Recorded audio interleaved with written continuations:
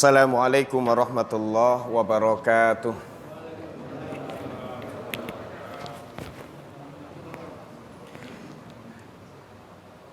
Innal hamdalillah nahmaduhu wa nasta'inuhu wa nastaghfiruhu wa nastahdihi wa natubu ilaih wa na'udzu bihi min syururi anfusina wa min sayyiati a'malina. May yahdihillahu fala mudilla lahu wa may yudlil fala hadiya lahu. Asyhadu an la ilaha illallah wa asyhadu anna Muhammadan abduhu wa rasuluh. Salawatullah wassalamuhu alaihi wa ala alihi wa sahbihi. Amma ba'd, usi nafsi wa iyyakum ayyuhas syuyukhul kiram wa ikhwatanal iman bitaqwallahi wa ta'atih kama amarana rabbuna jalla wa ala. Ya ayyuhalladzina amanu ittaqullaha haqqa tuqatih wa la tamutunna illa wa antum muslimun. Para sesepuh Masjid Asy-Syakirin yang semoga senantiasa Allah muliakan, dan sepertinya mayoritas jamaahnya sudah sepuh-sepuh, makanya menyender. Iya, yang merasa masih muda jangan menyender. Segenap pengurus DKM, yang semoga senantiasa Allah teguhkan para jamaah rahimani wa rahimakumullah. Alhamdulillah, bersyukur kepada Allah, malam hari ini dikumpulkan bersama dengan ahli syukur, para syakirin, orang-orang yang senantiasa bersyukur kepada Allah Subhanahu wa ta'ala, sesuai dengan nama masjidnya Asy-Syakirin. Tentu akan banyak pujian, akan banyak sanjungan kepada Allah Subhanahu wa ta'ala sebagai wujud dohir atas kesyukuran-kesyukuran kita.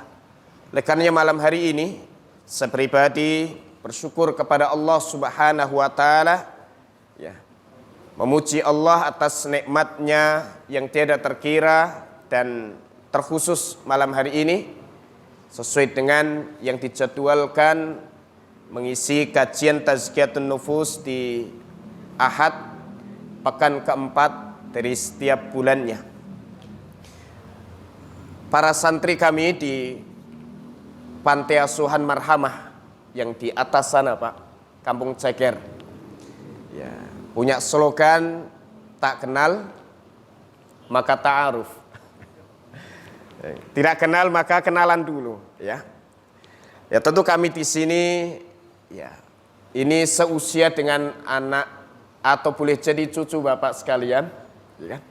Maka mohon izin untuk memperkenalkan diri. Nama saya Badrul Tamam, asli Demak, kelahiran tahun 82, tinggal di Kampung Ceker belakang kolam renang Galaksi, dan ikut mengasuh di Yayasan Panti Asuhan Marhamah Robbani. Kita membuat pendidikan di situ dengan konsep pesantren, homeschooling, tidak menginduk ke Depak atau ke Diknas.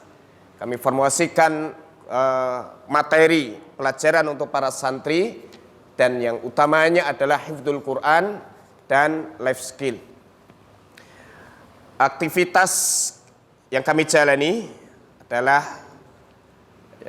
redaktur senior di Voice of Al-Islam, situs berita dan dakwah Islam yang berkantor di rumah Mas Yuko. Karena di awal kami difasilitasi di sana, berdiri sejak 2009, beberapa kali pun juga berita tentang Voa Islam naik ke layar kaca, dan kami penanggung jawab rubrik Islamiyah, jadi penulis artikel-artikel keislaman dan konsultasi keislaman di Voice of Al-Islam, dan juga sebagai narasumber serta direktur program di Madani TV, TV streaming basisnya, tapi disiarkan pula melalui parabola.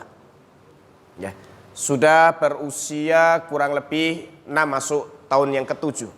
Ya. Studionya ada di PPI dekat sini, yaitu studio mini untuk siaran di Madani TV. Kemudian aktivitas lainnya narasumber di Radio Dakta. Dulu sebelum pandemi biasa mengisi di Kamis sore program Mutiara Hikmah.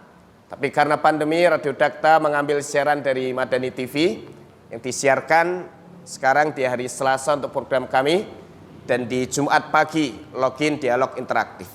Barakallahu fikum. Ya, kemudian kami diberi tanggung jawab untuk ikut mengasuh para santri di Yayasan Panti Asuhan Marhamah Rabbani di belakang. Moga yang biasa sepedaan pagi ke Galaksi biasanya akan melewati Panti Asuhan Marhamah. Maka silahkan mampir. Ya, di sana disediakan kopi 24 jam. Tapi di kantornya kalau ada yang jaga. Barakallahu fikum, Bapak-bapak dan jamaah sekalian yang Allah rahmati. Tema Tazkiyatun Nufus, ya. Ini dianggap sebagai tema yang netral, ya, karena tidak banyak berbicara tentang perselisihan, hal yang hampir disepakati oleh kita semuanya untuk menyiapkan hati guna kita jumpa Allah Subhanahu wa taala, memperbaiki jiwa, memperbaiki batin, ya, sebagai persiapan kita untuk jumpa Allah Subhanahu wa taala, karena tidak akan beruntung dan tidak akan mendapatkan saadah kecuali orang-orang yang bisa menyucikan jiwanya, ya, kecuali orang yang telah tersucikan jiwanya. Kita dituntut untuk senantiasa berusaha menyucikan jiwa kita ini dengan keimanan, dengan ibadah-ibadah kita, ya, dengan muraqabah dan yang lainnya. Namun kita tidak dibolehkan untuk mengklaim bahwa diri kita telah benar-benar suci, diri kita telah benar-benar bersih, hati ini kemudian telah benar-benar bertakwa. Maka fala tuzakku anfusakum, jangan kalian mengklaim diri kalian itu suci. Huwa a'lamu bimanittaqa, sesungguhnya Allah itu maha tahu siapa di antara hamba-hambanya yang bertakwa. Oleh karenanya mengkaji tazkiyatun nufus ini sebenarnya bagian yang krusial dalam ajaran dinul Islam. Karena salah satu misi besar Rasulullah Sallallahu Alaihi Wasallam adalah menyucikan jiwa-jiwa manusia, memberikan ruh kepada kolbu-kolbu manusia, yang dengannya hati itu menjadi hidup, dan kemudian menyuntikkan ke dalam hati nutrisi-nutrisi dan gizi-gizinya, ya, berupa amal saleh yang disyariatkan di dalam Islam. Dan secara keseluruhan, ya, bahwa seluruh ajaran Islam, ya, yang titik utama yang akan disasar perbaikannya adalah hati, ya, yang akan disasar paling utama adalah hati, ya. Bahkan amal-amal dohir yang dikerjakan oleh kita sampai ucapan yang keluar dari lisan kita itu pasti akan punya dampak kepada hati ini. Ya, pasti akan punya dampak kepada hati ini. Dan lisan yang kemudian mengucapkan kata, mengucapkan kalimat, maka yang keluar adalah sebenarnya suara dari hati. Ya, maka itu adalah suara dari hati. Maka la yastaqimu imanu abdin hatta yastaqima qalbuh. Tidak akan lurus iman seorang hamba sampai lurus hatinya. Wala yastaqimu qalbuhu hatta yastaqima lisanuh. Dan tidak akan lurus hati sampai kemudian benar-benar lurus lisan. Ya. Dan persoalan hati ini bukan persoalan yang mudah, Bapak Ibu rahimakumullah, adalah persoalan yang sangat-sangat sulit. Ya. Sehingga ketika Rasulullah SAW bermajelis, lalu kemudian beliau menyampaikan sebentar lagi akan datang seorang laki-laki calon penghuni surga. Ya. Seluruh majelis menunggu-nunggu sosok yang disebutkan oleh Rasulullah SAW itu. Dan tidak ada orang yang datang setelah beliau sampaikan itu kecuali seorang laki-laki ya, dari kaum Ansar yang tidak terkenal namanya sehingga tidak disebutkan namanya dalam hadis itu. Ya. Dia datang ke majelis dengan menenteng sandal. Ya, ditenteng dengan tangan kirinya. Sementara janggutnya masih menetes sisa air wudhu. Lalu kemudian ia duduk di majelis Rasulullah Sallallahu Alaihi Wasallam dan tidak datang orang setelah dia.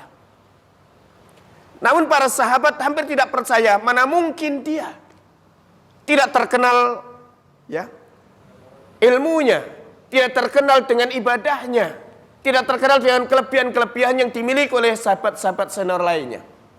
Sampai kemudian keesokan harinya, di hari yang lain Rasulullah SAW saat bermajlis dengan para sahabat, beliau mengulangi kalimatnya di hari sebelumnya. Sebentar lagi akan datang seorang laki-laki calon penghuni surga. Iya. Orang yang mendapatkan rekomendasi dari Nabi Sallallahu Alaihi Wasallam dan sudah keluar pernyataan bahwa ini calon laki-laki penghuni surga dan beliau tidak mengucapkan itu kecuali dengan wahyu. Maka wa ma yantiqu 'anil hawa in huwa illa wahyu yuha. Beliau tidak berbicara dari hawa nafsunya, melainkan yang beliau sampaikan adalah wahyu yang diturunkan kepadanya. Dan tidak mengetahui ini kecuali Rasulullah Sallallahu Alaihi Wasallam. Ya, sehingga para sahabat tidak pernah mengklaim ini calon penghuni surga kecuali Nabi Sallallahu Alaihi Wasallam mengatakan ini penghuni surga. Maka dalam kaidah di akidah Ahlussunnah wal Jamaah di antara disebutkan oleh Al-Imam Abu Ja'far At-Tahawi ya. Yang kemudian kitabnya ini disyarah oleh Ibnu Abil Is Al-Hanafi melalui syarah akidah Tahawiyah ya. Bahwa tidak boleh kita mengatakan ya bahwa laki-laki itu adalah penghuni surga, menetapkan seseorang itu pasti penghuni surga atau seseorang itu pasti penghuni neraka kecuali orang yang telah ditetapkan oleh Rasulullah Sallallahu Alaihi Wasallam. Sampai pun orang yang kita lihat kesolehannya begitu luar biasa ya, maka kalau kita menyebut orang yang meninggal dunia ya, kita sebut dengan iringan doa rahimahullahu ta'ala, semoga Allah merahmatinya. Tidak kita sebut dengan almarhum, orang yang pasti dirahmati. Karena kalimat isim itu mengandung makna al-jazm, makna pasti. Ini pasti dirahmati artinya dia pasti masuk surga. Walaupun kemudian kata ini diserap dalam bahasa Indonesia sebagai sebutan untuk orang yang telah meninggal dunia. Ya, maka kalau mengucapkannya diambil dari bahasa Indonesianya, maka ya pada dasarnya sah-sah saja untuk menyebut orang yang telah meninggal dunia. Maka biasanya bukan almarhum tapi almarhum. Almarhum ya. Namun kalau kita kembalikan ke bahasa Arabnya, asalnya dari almarhum, orang yang benar-benar dirahmati. Ya. Dan kita tidak tahu pasti orang itu dirahmati atau tidak. Maka yang paling aman adalah kita mengucapkan rahimahullah, semoga Allah merahmatinya. Maka kita tidak menyebut almarhum Imam Asy-Syafi'i, almarhum Imam Ahmad bin Hambal. Selalu yang kita sebut adalah al-Imam Asy-Syafi'i rahimahullah, al-Imam Ahmad bin Hambal rahimahullahu ta'ala, sebagai doa kita untuk kebaikan mereka agar Allah merahmatinya. Barakallahu fikum. Ya. Ketika di hari kedua beliau sampaikan akan datang seorang laki-laki calon penghuni surga. Maka datang laki-laki tersebut, ya. Baru saja beliau sebutkan itu masuk laki-laki tadi. Yang dia masih dalam kondisi yang sama seperti hari sebelumnya. Nenteng sandalnya dengan tangan kirinya dan kemudian masih menetes sisa air wudhu dari janggutnya. Karena ini orang yang sibuk dengan urusan perdagangan, orang yang punya kesibukan duniawi. Maka dia masih sempatkan diri untuk hadir di majelis Nabi Sallallahu Alaihi Wasallam. Maka kemudian beliau duduk di tempatnya dan tidak datang laki-laki setelah orang ini. Di hari ketiga beliau kembali menyampaikan, akan datang seorang laki-laki calon penghuni surga. Ya. Para sahabat menunggu-nunggu siapa sebenarnya orang ini, ya kan? Namun tidak datang setelah beliau sampaikan itu kecuali laki-laki tadi. Dan tidak datang setelahnya. Sampai Abdullah bin Amr ibn al-As radhiyallahu taala anhu penasaran. Apa benar orang ini adalah orang yang disebutkan oleh Rasulullah sallallahu alaihi wasallam? Sehingga kemudian Abdullah bin Amr ibn al-As ini datang ke rumah laki-laki tadi. Dia menyampaikan kepadanya, aku sedang ribut dengan orang tuaku. Dan aku tidak mau pulang ke rumah. Aku minta izin kepadamu untuk menginap di rumahmu selama 3 hari. Lalu diizinkan. Maka menginaplah Abdullah bin Amr bin al-As di rumah orang tadi. Setiap malam dia tidak tidur, tapi dia menunggu apa yang dikerjakan laki-laki ini. Sehingga dia disebutkan oleh Rasulullah sallallahu alaihi wasallam sebagai orang yang akan menjadi penghuni surga. Maka dia tidak melihat laki-laki ini di waktu malamnya sholat malam yang begitu panjang, tidak. Tapi dia tidur. Dan kalau dia terbangun di waktu malam, maka dia kemudian menggeser posisi tidurnya sambil dia berzikir, dia bertakbir, dan dia tidak berucap kecuali kebaikan. Saya kemudian selesai 3 hari. Ya kan? Lalu kemudian sahabat ini pamit dan menyampaikan tujuan sebenarnya dirinya menginap di rumah orang tadi. Sebenarnya saya tidak sedang ribut dengan orang tuaku. Saya datang ke sini karena penasaran dengan sabda Rasulullah sallallahu alaihi wasallam, akan datang seorang laki-laki calon penghuni surga, dan tidak datang setelah beliau sampaikan itu kecuali dirimu, dan tidak datang seorang pun setelahmu. Sehingga sahabat ini benar-benar yakin bahwa orang itu adalah laki-laki tadi. Ya. Tapi aku melihat ibadahmu di malam hari seperti yang telah aku lihat. Engkau tidak sholat malam dengan jumlah rakaat yang banyak. Ya. Bahkan engkau bangun ketika engkau ingin pergi sholat subuh. Ya. Ya. Ingin pergi sholat subuh karena orang ini siangnya sibuk sehingga malamnya capek, ya kan? Ya. Sampai kemudian orang tadi menjawab, ibadahku seperti yang telah engkau lihat, tidak lebih dari itu. Ya. Maka kemudian Abdullah bin Amr bin al-As merasa bahwa orang ini sebenarnya ibadahnya sangat kecil, tidak memiliki keutamaan yang lebih, ya kan? Sehingga kemudian dia pamit dan ingin pulang ke rumahnya. Tapi ketika beberapa langkah meninggalkan orang tadi dipanggil, ya, disampaikan kepadanya, ibadahku seperti yang kau lihat, hanya saja tidak pernah ada dalam diriku, ya, tidak ada dalam diriku kebencian, permusuhan, iri dengki kepada saudara-saudaraku, ya kan?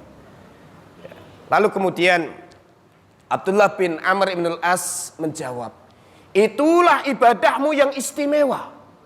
Engkau mampu melakukan itu sementara kami ini tidak mampu mengerjakannya. Ya. Maka terkadang kesucian jiwa ini tidak mesti ditentukan oleh kadar ilmu yang tinggi. Ya.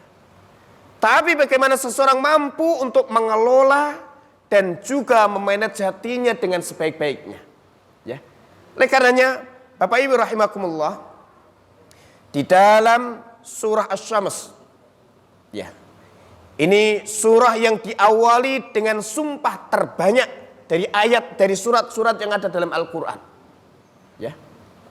Wasyamsi wadduhaha wal qamari idza talaha, dan seterusnya.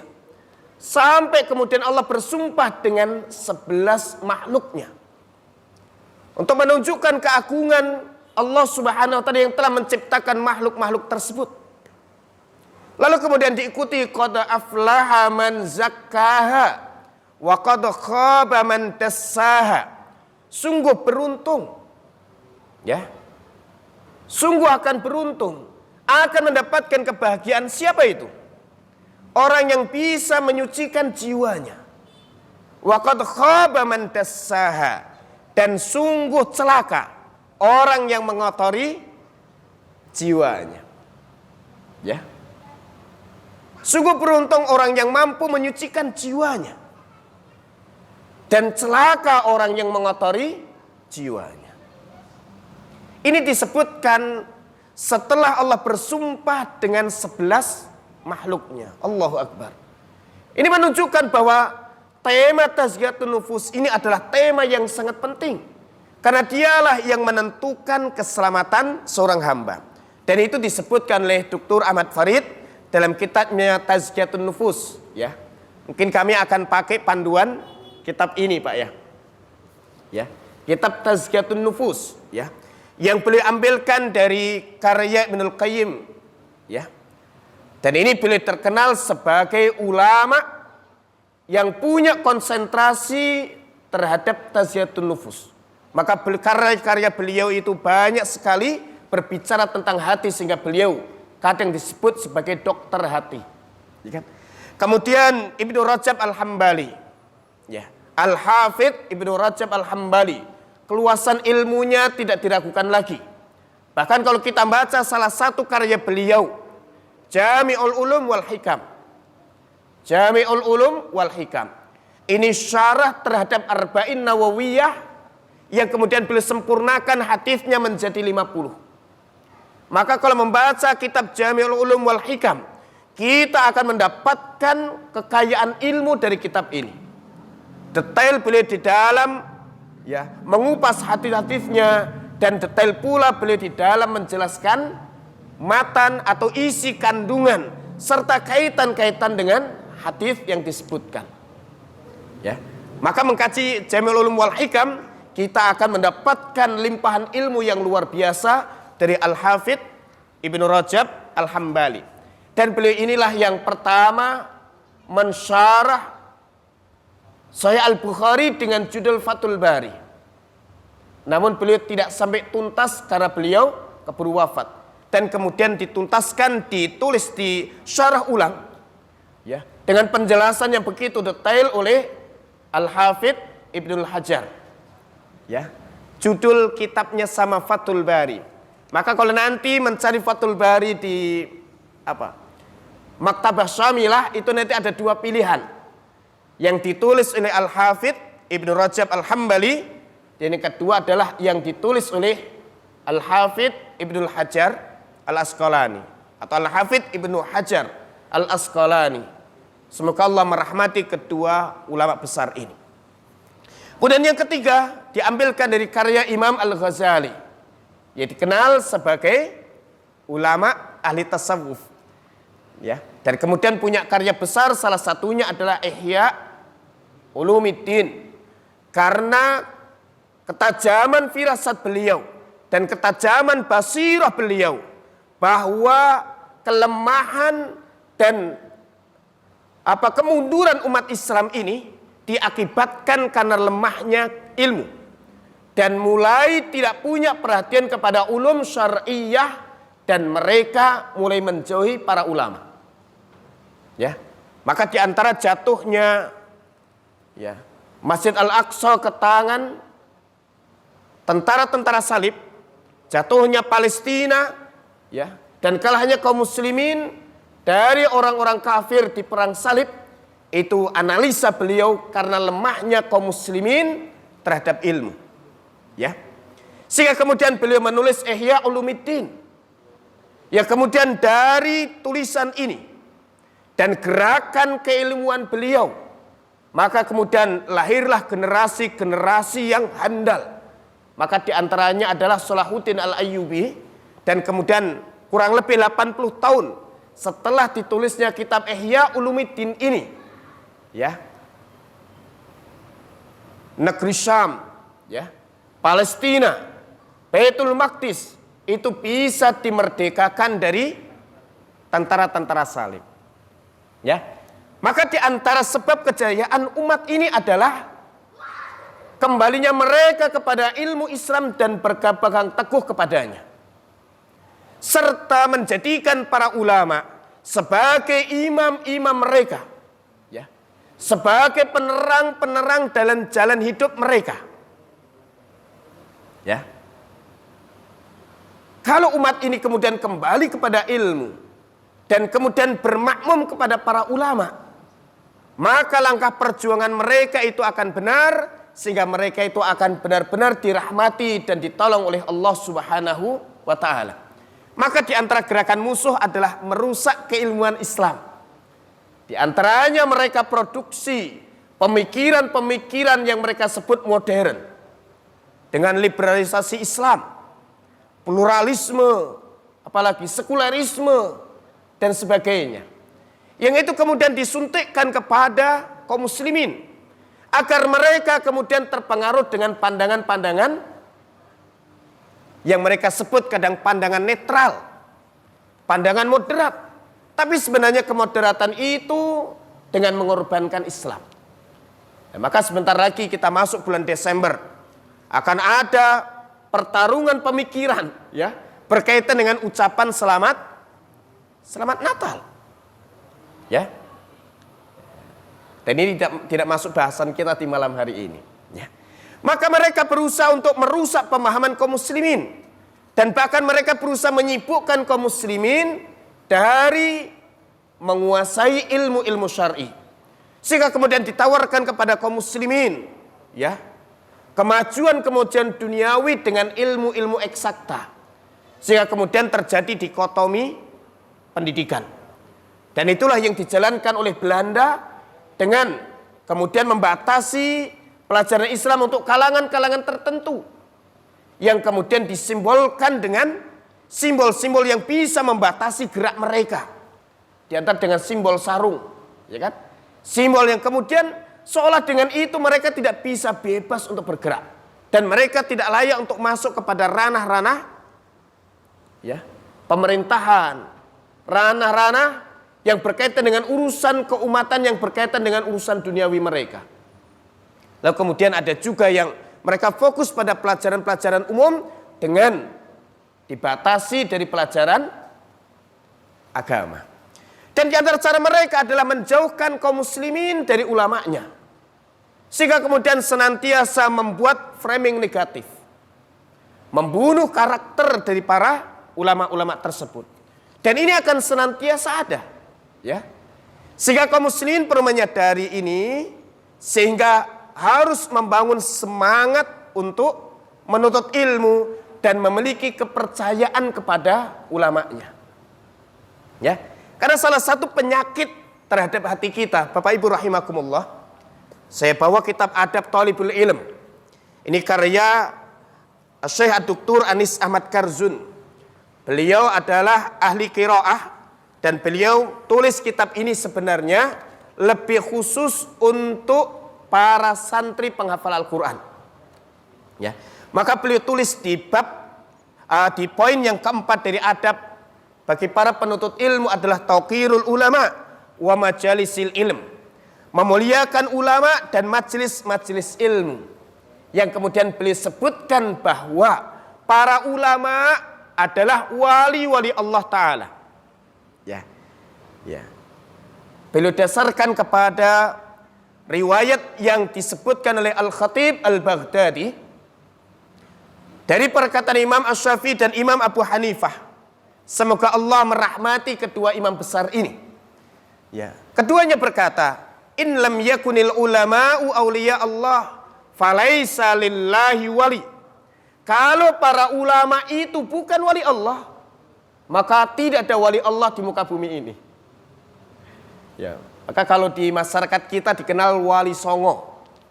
Apa? Wali 9. Salah satunya di tempat saya, Sunan Kalijogo. Makamnya di Katilangu. Beberapa kali kami ziarah ke makam beliau. Ya kan? Dengan masjidnya 5 atau 7 kilo lah jaraknya, jauh, lumayan. Ya.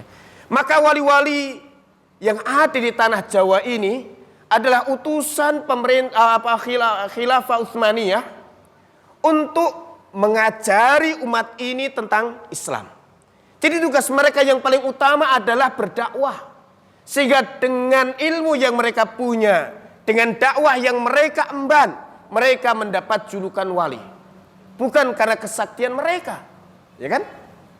Tapi kalau orang kita sekarang menyebut wali berarti orang yang sakti, orang yang punya kelebihan-kelebihan, bisa terbang di udara, bisa berjalan di atas air, ya. Maka kata Imam Syafi'i dan Imam Abu Hanifah, kalau para ulama itu bukan wali Allah, tidak ada wali Allah di muka bumi ini. Ya. Dan itu boleh sebutkan ketika menjelaskan hadis yang diriwayatkan oleh Imam Al-Bukhari, dan ini adalah hadis qudsi. Ada dalam Arba'in Nawawiyah, ya kan? Man adali waliyan faqad adzantuhu bil harbi. Siapa yang memusuhi waliku, aku nyatakan perang terhadapnya. Ya. Dalam redaksi yang lain, man adzali waliyan faqad adzantuhu bil harbi. Siapa yang berani menyakiti waliku, aku nyatakan perang terhadapnya. Ya, maka boleh sebutkan kalau para ulama itu bukan wali Allah, tidak ada wali Allah di muka bumi ini. Ya. Maka siapa yang memusuhi ulama berarti dia menantang perang terhadap Allah Subhanahu wa taala. Sampai kemudian penjelasan beliau ini oleh Dr. Anis Ahmad Karzun ditutup dengan satu keterangan yang dinukil oleh Al-Imam An-Nawawi rahimahullahu taala, ulama besar mazhab Syafi'i. Ya, di dalam At-Tibyan fi Adab Hamalatil Quran. Kitab At-Tibyan yang menjelaskan adab-adab bagi para pengemban Al-Quran. Beliau sandarkan kepada perkataan Al-Hafidh Ibnu Asakir. Al-Hafidh Ibnu Asakir rahimahullahu taala. I'lam ya akhi, ketahuilah olehmu wahai saudaraku, waffaqanallahu wa iyyaka limardhatih. Semoga Allah memberi taufik kepada kami dan Anda untuk mendapatkan keridhaannya. Wa ja'alana mimman yakhshahu wa yattaqihi haqqa tuqatih. Dan Allah menjadikan kita di antara orang yang takut kepada Allah dan takwa kepadanya dengan takwa yang sesungguhnya. Anna luhumal ulama masmumah. Apa artinya, Pak? Luhum itu jamak dari lahmun.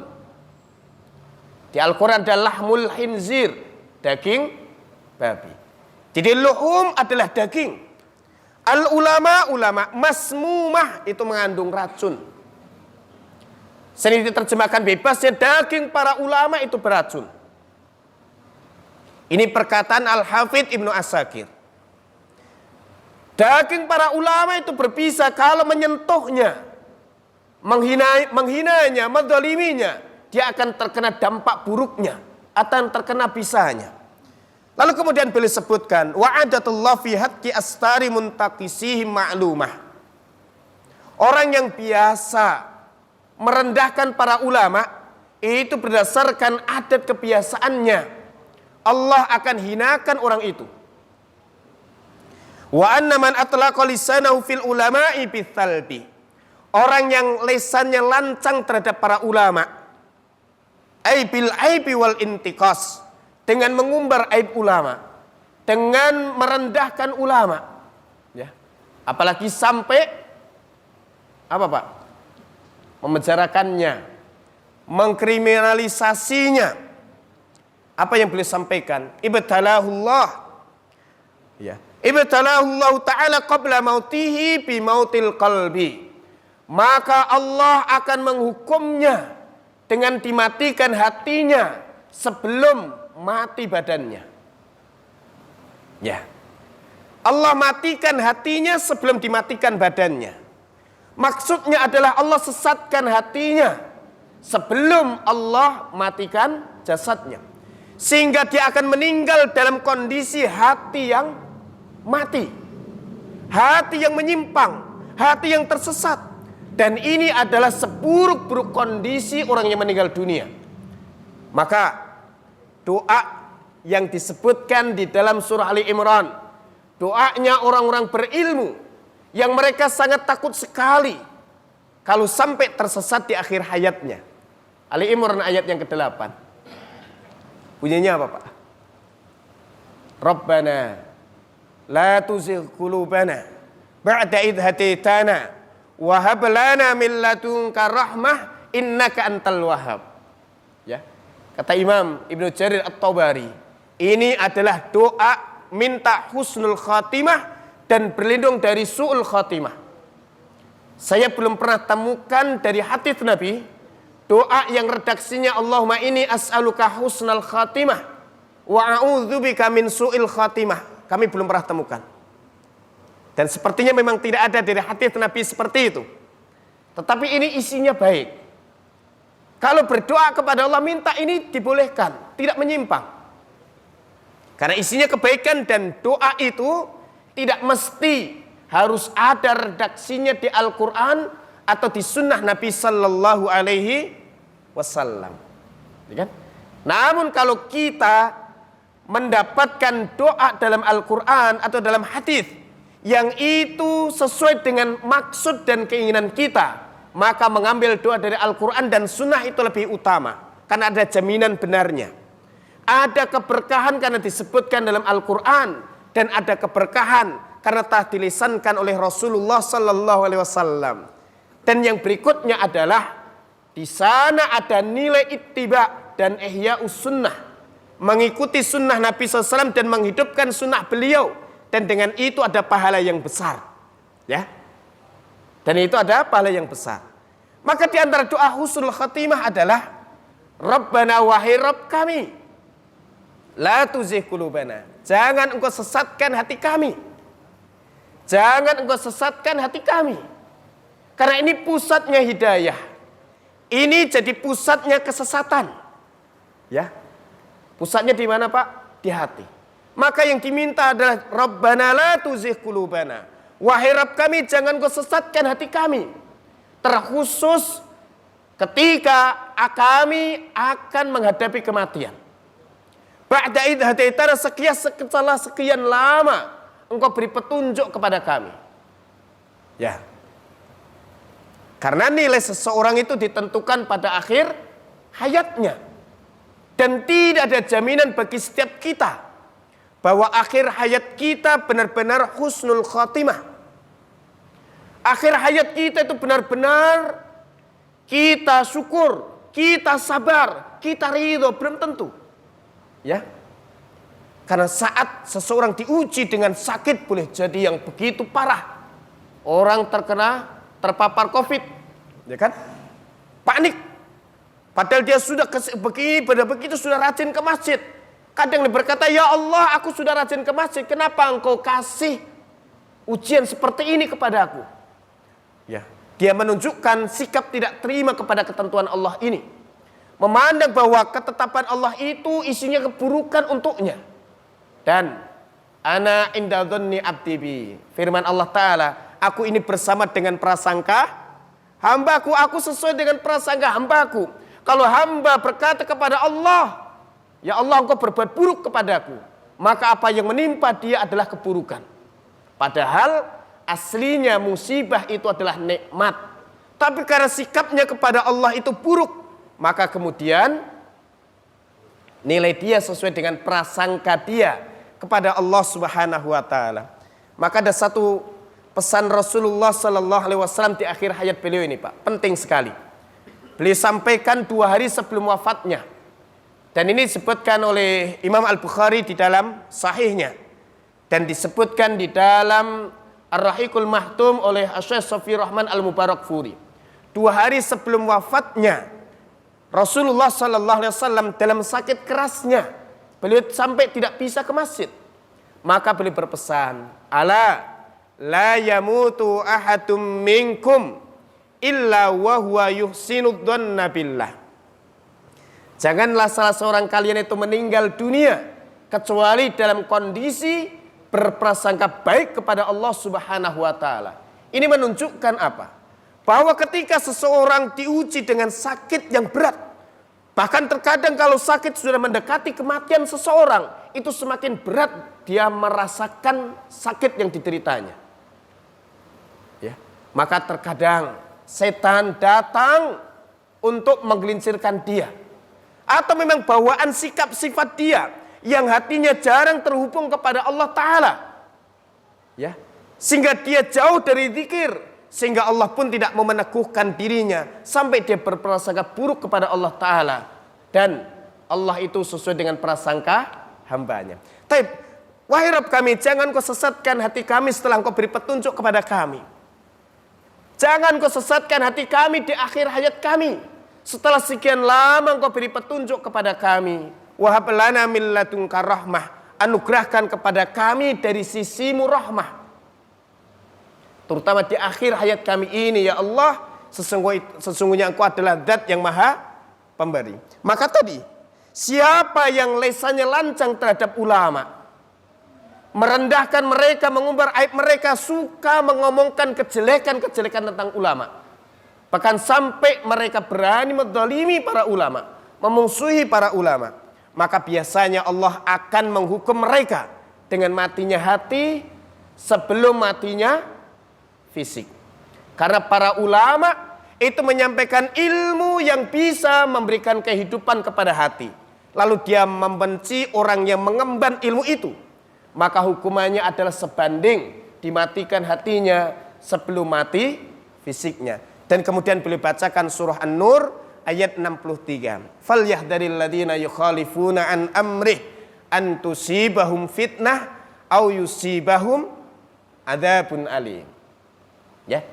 Hendaknya khawatir orang-orang yang menyelisih perintah Rasulullah sallallahu alaihi wasallam, termasuk orang yang menyelisih perintah orang yang mewarisi ajaran Rasulullah sallallahu alaihi wasallam. Siapa itu?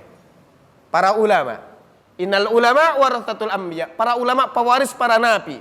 Apa yang mereka warisi? Bukan harta, bukan tahta, tapi yang diwarisi adalah ilmu, dan ilmu itulah yang akan bisa menghidupkan hati. Maka siapa yang melisih perintah Rasulullah sallallahu alaihi wasallam, antusibahum fitnah, mereka akan ditimpa fitnah.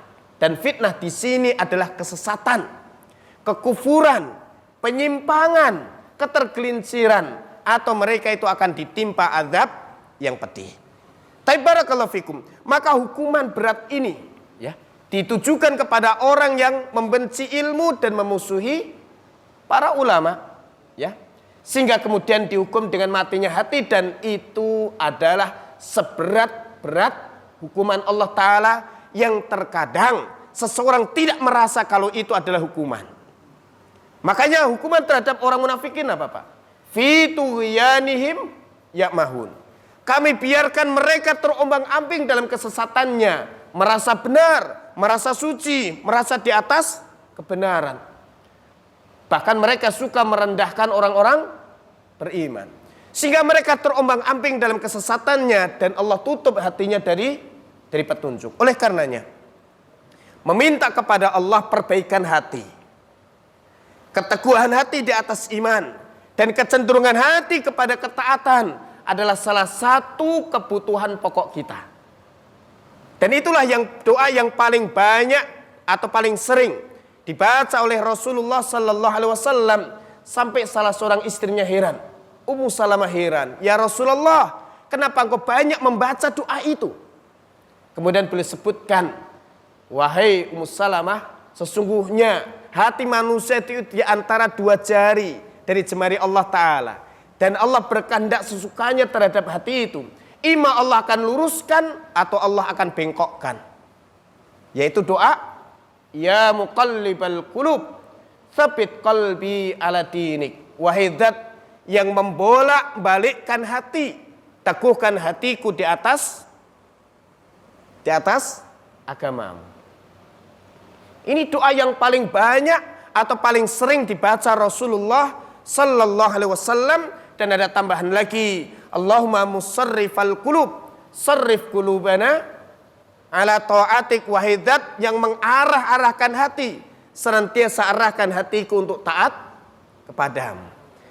Nah, ini diantara doa Nabi sallallahu alaihi wasallam, dan beliau juga mengajarkan doa minta kepada Allah agar Allah senantiasa berikan ketakwaan pada jiwa kita, pada hati kita, dan Allah senantiasa sucikan itu, dan Dia sebaik-baik zat yang mensucikannya. Allahumma ati nafsi taqwaha wa zakkiha anta khairu man zakkaha anta waliyuha wa maulaha. Allahumma inni a'udzubika min ilmin la yanfa wa min qalbin la yakhsha wa min nafsin la tashba wa min da'watin la yustajabu laha. Dan doa itu ada dalam kitab Riyadhus Shalihin. Maka bagi orang yang mengkaji tazkiyatun nufus, doa-doa tadi menjadi kebutuhan kita semuanya. Maka nanti kalau bisa doa-doa itu kemudian dikumpulkan, dicatat dan kemudian dibagikan supaya bisa menjadi bahan kita untuk berdoa supaya Allah Ta'ala benar-benar jaga hati kita, teguhkan hati kita, arahkan hati ini untuk senantiasa ingin taat kepada Allah Subhanahu wa Ta'ala. Barakallahu fikum. Sudah Isya. Ya. Ada pertanyaan Pak? Silakan. Pak, terkait ulama kan nggak semuanya lurus ya. Ya. Yang terakhir ini kan yang moderasi agama itu bagaimana untuk ulama seperti ini? Beliau sebutkan di sini Pak. Wala syakka anal maqsud bil ulama alladhi yanbahi li talibil ilmi ayajlisa ilaihim wa yata'allam minhum wa yata'addab ma'ahum wa yulazimuhum. Ya. Dan tidak diragukan lagi bahwa yang dimaksud ulama yang bagi penuntut ilmu itu agar hadir di majelis mereka, belajar dari mereka, beradab terhadap mereka dan senantiasa membersamai mereka, setia kepada mereka adalah humul ulama al-amiluna bi ilmihim. Ulama yang mengamalkan ilmunya, al-muttaquna li rabbihim, yang bertakwa kepada Tuhannya. Adapun ulama yang disebutkan dalam hadis riwayat Muslim, ya bi'udinahu bi aradi minad dunya, orang yang menjual agamanya hanya untuk dapat cuan. Untuk dapat cuan, maka mereka tidak berhak mendapatkan kehormatan yang disebutkan di dalam Al-Quran dan di dalam Sunnah. Karena hakikat ilmu adalah al-khosyah, rasa takut kepada Allah Ta'ala. Maka kalau orang yang mengklaim dirinya berilmu, dia tidak takut kepada Allah Ta'ala, kemudian dia tidak menjaga Al-Quran dan Sunnah, bahkan dia tawarkan selain Al-Quran dan Sunnah, maka mereka sebenarnya bukan orang yang benar-benar berilmu. Innama yakhsyallaha min ibadihi al-ulama. Sesungguhnya akan benar-benar takut kepada Allah di antara para hambanya adalah para ulama. Maka ulama yang dimaksud adalah ulama yang punya rasa takut dan mengagungkan Allah Ta'ala. Mereka mengamalkan ilmunya dan bertakwa kepada Allah Subhanahu wa Ta'ala. Tentu yang menawarkan moderasi dan sebagainya itu sudah berkhianat terhadap ilmunya, maka tidak berhak mendapatkan kehormatan ini.